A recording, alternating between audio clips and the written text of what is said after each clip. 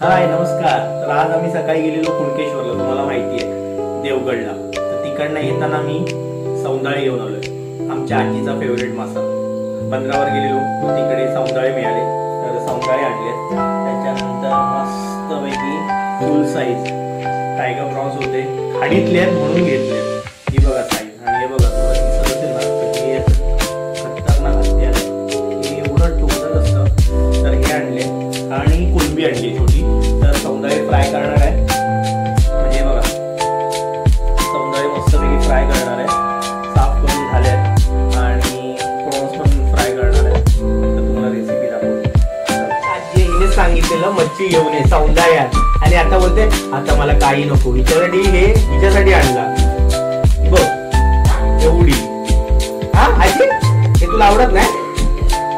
बघ कशी आहे, मग आता नाही खाशील कर. तर हिच्यासाठी घेऊन आलो, आणि हिच्या तर नाटक मला बरं नाही, माझं पोट खराब आहे. काय पण आपलं काय पण फेकतो, हीच आहे ती खाणारी. हिला आवडते मच्छी म्हणून घेऊन आलो आज. हिने सांगितलेलं मला. आता ही मस्त फ्राय केल्यावर तिला मजा येईल खायला. चला दोन्हीकडून, म्हणजे मसाला आतपर्यंत जाईल असं सगळ्यांना चिरा मारून घेतो. आता हे चिरे मारून झालेले आहेत मस्त. आता याला मसाला लावूया. तर ही चवईच्या केळीची पानं आणलेली आहेत, ह्याच्यामध्ये आता मस्तपैकी माशांना ठेवून मसाला लावतो. चला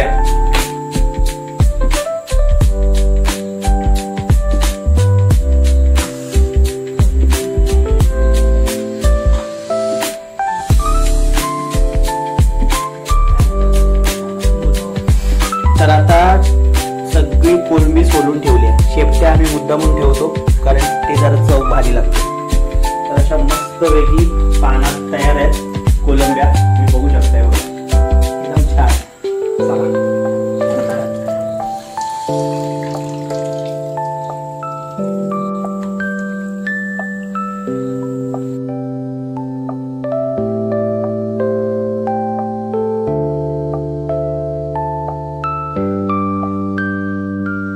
तर ह्याच्यामध्ये मी कांदा, राई, जिरं, कढीपत्ता आणि कोकम टाकलंय.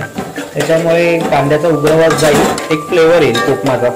आणि आता हे वाटप झालंय, हे वाटप आहे, हे आता मी त्यात टाकतो.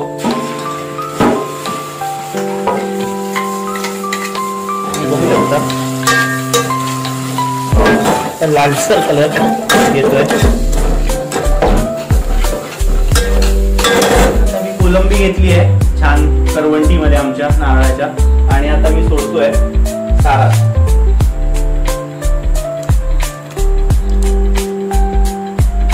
तर तुम्हाला आता स्पेशलिटी दाखवतो, आमच्या कोकणाची स्पेशलिटी नारळाचं दूध.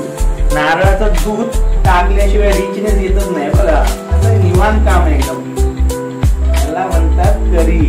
माशाची कढी बनवता. हा कढी तयार झाली आहे बघा, मस्त कढी तयार झाली आहे.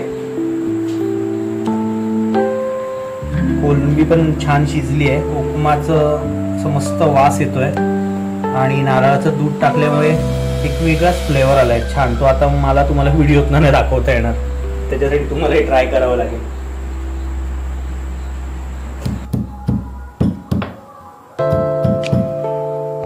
लसूण टाकते, मच्छी तळायची आहे त्यामुळे लसूण टाकणं आवश्यक आहे. आणि त्यात बरोबर कढीपत्ता तो जरा तेलात परतून साईडला करूया, आणि मग मच्छी टाकूया.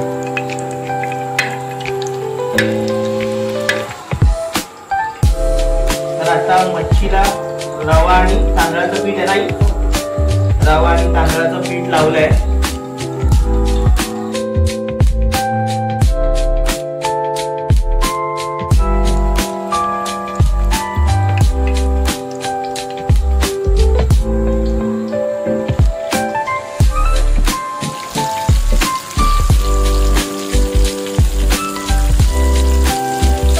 मस्त परतून झाले सौंदाळे, आणि तुम्ही बघू शकता मस्त सोन्यासारखे झाले अगदी पिवळे पिवळे. आता यांना पुन्हा या साईडने जरा शेकून देत, आणि मग निवांत ते होते. तोपर्यंत आपण जरा शांत बसूया, गॅस स्लो करूया.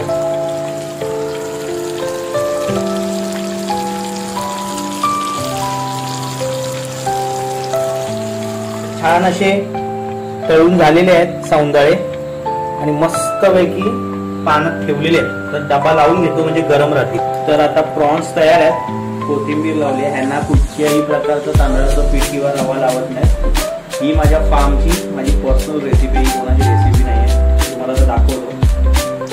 आता प्रॉन्स घेतले आहेत. एक,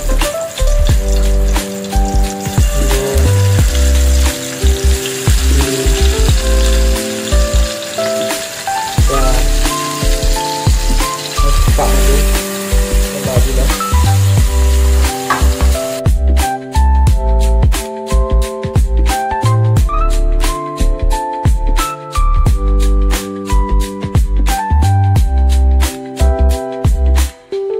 कोलंबी शिजते आहे.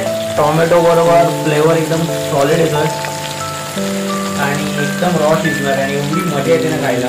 कधीतरी तुम्ही माझ्या ग्रॅनी फार्मवर या. 2300 रुपये घेतो मी 24 तासाचे आणि मग तुम्ही मजा बघा.